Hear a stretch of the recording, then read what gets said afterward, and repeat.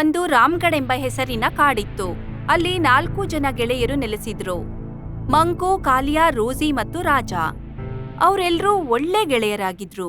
ಅವರೆಲ್ಲರೂ ಒಟ್ಟಾಗಿ ದಿನ ಆಟಾಡ್ತಿದ್ರು. ಒಂದಿನ, ಅರೆ ಮಚ್ಚ, ತುಂಬಾ ಬೋರಿಂಗ್ ಆಗ್ತಿದೆ.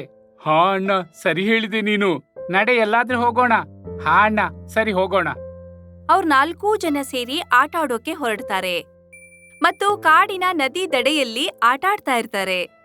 ಮರದ ಮೇಲೆ ಜೋತಾಡ್ತಾರೆ, ನೀರಿನ ಮೇಲೆ ತೇಲ ಆಡ್ತಾರೆ, ಹೀಗೆ ಆಟ ಆಡ್ತಾ ಇರ್ತಾರೆ. ಆಗ ಅಲ್ಲಿಗೆ 2 ಹುಡುಗರು ನೀರ್ ಕುಡಿಯೋಕೆ ಅಂತ ಬರ್ತಾರೆ.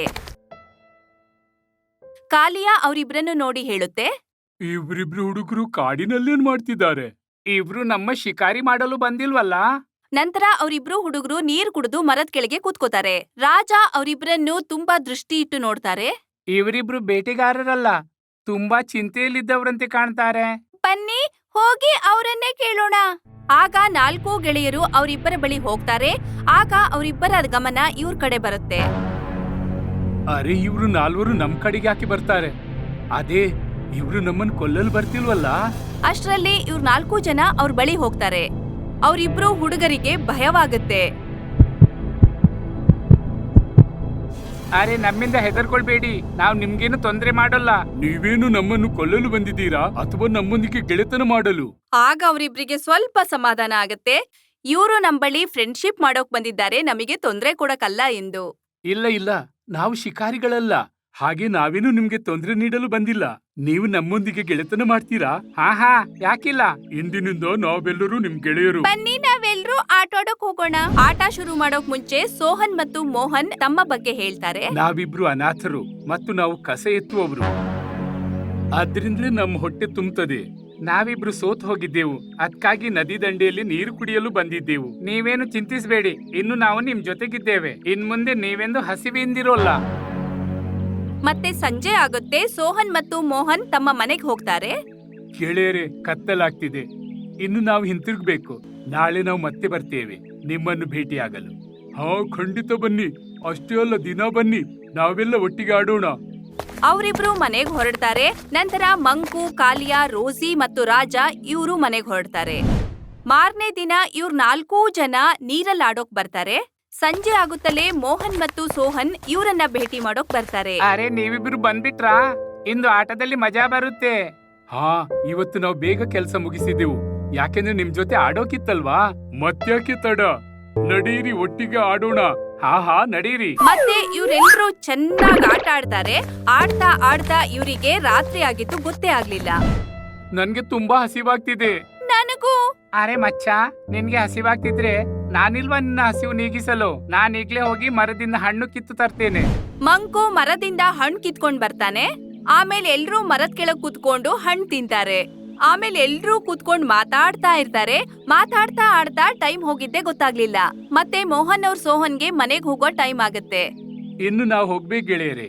ನಾಳೆ ಮತ್ತೆ ಬರ್ತೇವೆ ನಾವು. ನಾಳೆ ಸ್ವಲ್ಪ ಬೇಗ ಬನ್ನಿ, ನಾವು ಹೆಚ್ಚು ಮಜಾ ಮಾಡಬಹುದು. ಸರಿ, ನಾಳೆ ಬೇಗ ಬರ್ತೇವೆ. ಸರಿ, ಬಾಯ್ ಗೆಳೆಯರೇ.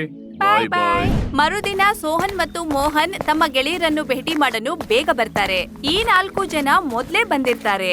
ಗೆಳೆಯರೇ, ನೀವೆಲ್ಲ ಹೇಗಿದ್ದೀರಾ?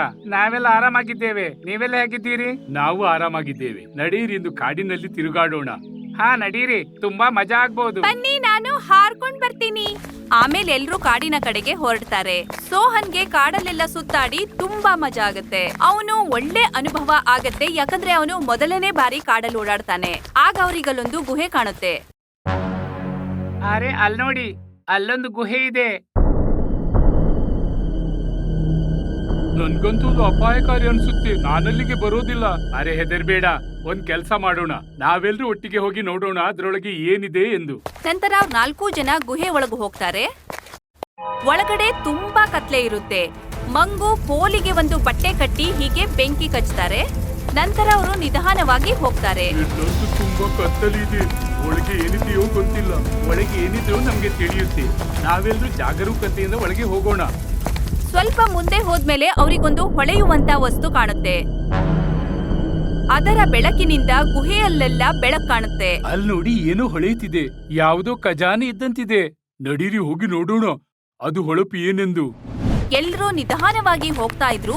ಆಗ ಅವರಿಗಲ್ಲೊಂದು ಪೆಟ್ಟಿಗೆ ಕಾಣಿಸುತ್ತೆ. ಅವರು ಆ ಪೆಟ್ಟಿಗೆ ತೆಗೆದು ನೋಡಿದ್ರೆ ಅದ್ರಲ್ಲಿ ವಜ್ರ ಚಿನ್ನ ಎಲ್ಲ ತುಂಬಿರುತ್ತೆ. ಇದನ್ ನೋಡಿ ಅವರು ಬಿಟ್ಟ ಹಾಗೆ ನೋಡ್ತಾ ಇದ್ರು.